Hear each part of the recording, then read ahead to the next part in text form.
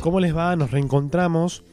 En el capítulo de hoy vamos a repasar uno de los momentos más festejados en los últimos tiempos en Villa Sarita, y tiene que ver con el ascenso de Guaraní Antonio Franco a la Primera B Nacional. Si vemos en perspectiva, podemos decir que todo arrancó 2 años antes. En el 2012, a mediados de 2012, Guaraní le ganó a San Jorge de Tucumán el ascenso del Argentino B al Argentino A, y así llegó a la tercera categoría del fútbol argentino, llegó al torneo Argentino A. En la primera temporada tuvo una suerte dispar, con resultados irregulares, cambio de entrenador. Con la llegada de Chaucha Bianco a finales de 2012, Guaraní empieza a mejorar, logra meterse en un reclasificatorio, ahí queda a mitad de camino en un duelo contra Libertad de Sunchales, pero la buena relación que había generado el entrenador con los dirigentes, con el plantel, con la hinchada, hizo que hubiese como una comunión, y decidió quedarse Bianco. Decidió quedarse y plantear junto con la dirigencia en ese momento. Había una gerenciadora al mando de Roberto Enríquez, estaba a la presidencia de César de Camilli. Ese grupo decide diagramar un Guaraní que pelee por el ascenso. Ese era el objetivo. Conseguir que la franja pudiese llegar a la Primera B Nacional, es decir, un escalón más arriba, algo que hacía casi 30 años que no conseguía. Guaraní había participado de los primeros 2 torneos de la B Nacional a mediados de los 80, después había descendido y nunca más había podido volver a esa división.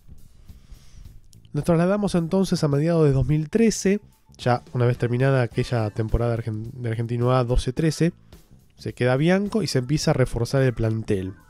Van a llegar nombres importantes para la campaña, como Osvaldo Young, volante central, Alan Bester, que se convertiría en uno de los zagueros centrales firmes en el equipo, Ezequiel Narese, jugador tucumano que iba a pasar a ser fundamental en el rendimiento del cuadro, Enzo Noir, delantero, nombres que se acoplarían a los que ya estaban, a los que ya venían, y que iban a armar un conjunto bastante competitivo.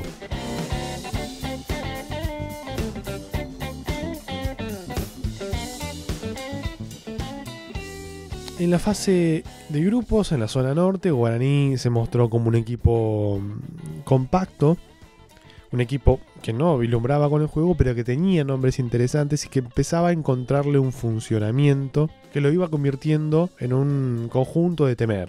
Aparecían juegos por los carriles, desbordes por los carriles, conexiones por afuera para que las referencias en el área pudieran tener goles. Guaraní además se iba haciendo fuerte de local. Si bien en su primer partido de local empató con Chaco Forever 0-0, después ya le ganó 4-1 a Central Córdoba de Santiago del Estero. Después de local también le ganó a Juventud Toñana de Salta, le ganó a Libertad de Sunchales, a San Jorge de Tucumán, a Central Norte le ganó 3-1. Es decir, se hizo fuerte en Villa Sarita y fue sacando puntos, algo muy importante. De manera tal que al cabo de la primera rueda, Guaraní, que terminó primero en su zona junto con Tiro Federal de Rosario, clasificaron con otros 2 equipos al nonecagonal final. Se cruzaban los 4 de esa zona contra 5 que habían hecho muy buena puntuación en la zona sur para definir el primer ascenso. Jugaron un nonecagonal veloz, partidos con cruces ya confirmados sin retorno de localía, y allí terminó siendo Santa Marina de Tandil al cabo de 8 partidos el que consiguió el ascenso a la B Nacional. Segundo quedó Lacay y tercero quedó Guaraní Antonio Franco, que dio una buena imagen, no le alcanzó para disputar ese primer ascenso, pero quedar tercero lo favoreció, porque le brindó la posibilidad de tener la ventaja deportiva. ¿Qué significaba eso? Que en los cruces siguientes, no solo que iba a definir siempre de local, sino que además, en caso de igualar en el resultado global, en empate global, la ventaja deportiva le daba el pase a la siguiente instancia. Esto realmente era importante porque, bueno, sí, era una ventaja y tenía que ver con esta buena campaña que había hecho en el nonecagonal. Así fue como la franja primero le tocó jugar contra Juventud Unida de Gualeguaychú en los cuartos de final. De visitante perdió 3-1, pero de local se despachó con un 4-0 con goles de Barinaga, 2 goles, uno de Nares y uno de Marquesini en contra, y se metió en la semifinal. En la semifinal, un duro rival, Tiro Federal de Rosario, conocido. Guaraní ganó en Rosario, después perdió de local, pero el gol de Pereira le permitió empatar en el global y, como decíamos, por la ventaja deportiva, poder llegar a la final por el segundo ascenso.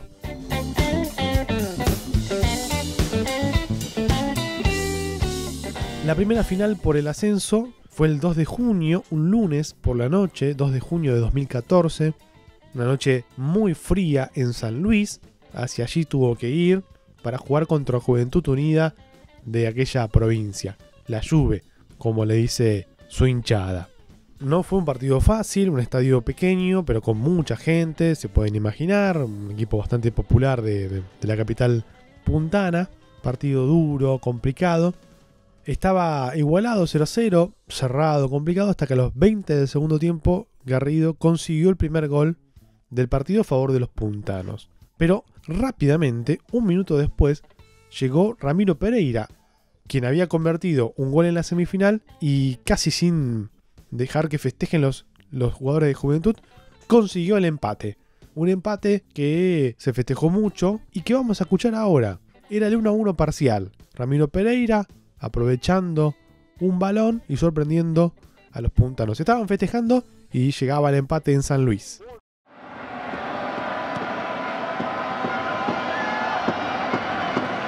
Un tiro libre donde durmió Guaraní y por ahora pierde aquí. San Luis va para Barinaga para Pereira, Marcelo Pereira, ¡gol!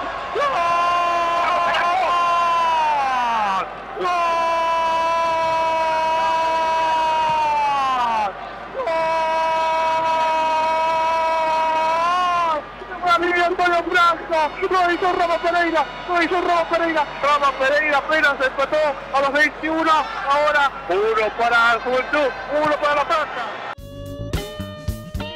De todas maneras, no terminó bien la historia porque a los 49 minutos Blanco, de cabeza, marcó el segundo para Juventud. Le dio la victoria al equipo de San Luis. Terminó 2-1 la cosa. Con lo cual, Guaraní se volvió a Misiones, habiendo sido derrotado y sabiendo que únicamente tenía que ganar para conseguir el ascenso. El empate favorecía en la segunda final al equipo de San Luis. Y llegamos así al domingo 8 de junio de 2014, a las puertas del invierno, mucho frío en Misiones. Una tarde de domingo con un estadio Clemente Argentino Fernández de Oliveira repleto de gente, lleno. No había un lugar, probablemente haya ingresado más gente que la que debía, porque había muchos que estaban parados y pegados al alambrado para observar el partido. Realmente había muchísima expectativa por lo que iba a ocurrir, porque Guaraní estaba a punto de acercarse, de volver a una categoría que hacía casi 30 años que no pisaba.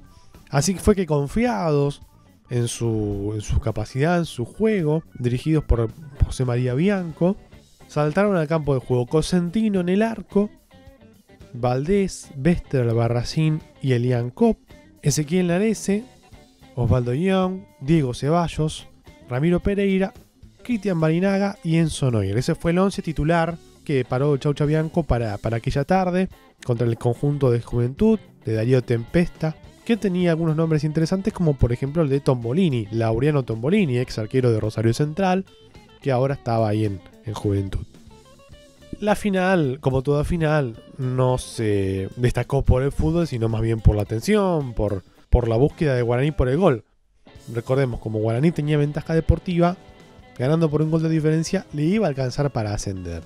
Y así fue que a los 37 minutos del primer tiempo llegó un córner desde el costado derecho y Tobías Albarracín, zaguero central, capitán del equipo, con buen porte, metió un cabezazo, abrió el marcador y desató la locura en Villa Sarita. Vamos a repasar aquel gol de Tobías Albarracín. Viene Ceballos, va hasta el fondo, Ceballos marca el justo, imbécil, corner para Guaraní. 38 minutos y medio de este primer tiempo. Es hora, muchachos, es hora de marcar el gol el ascenso. Por favor, despedimos todos los misioneros. Va a abrir el centro de Ceballos. Es la hora. Centro de Ceballos. Mañana la peina, el rebote le queda para pegar al gol. ¡Gol!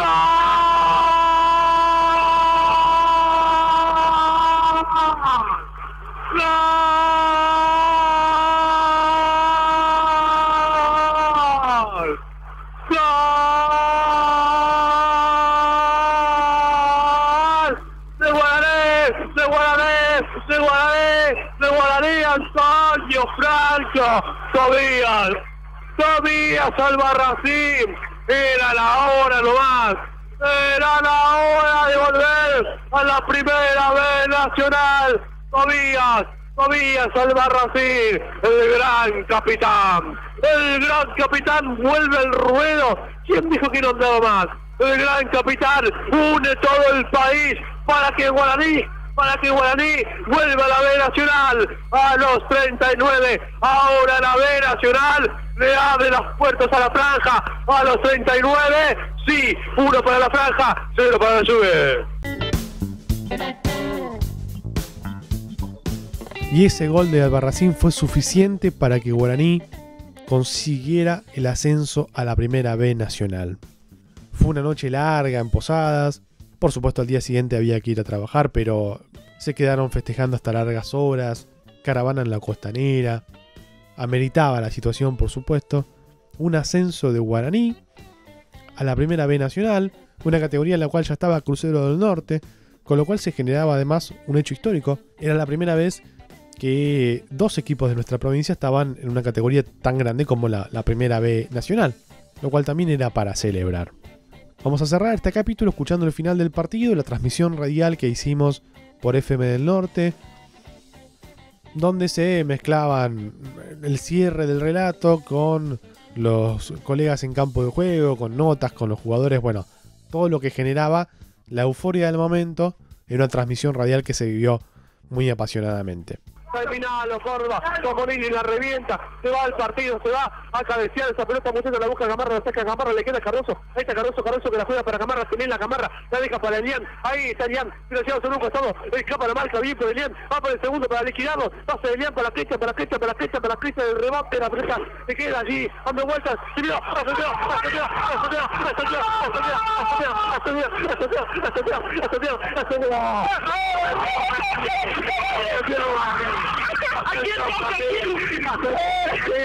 Ascendió Guaraní, a la primera vez, Guaraní.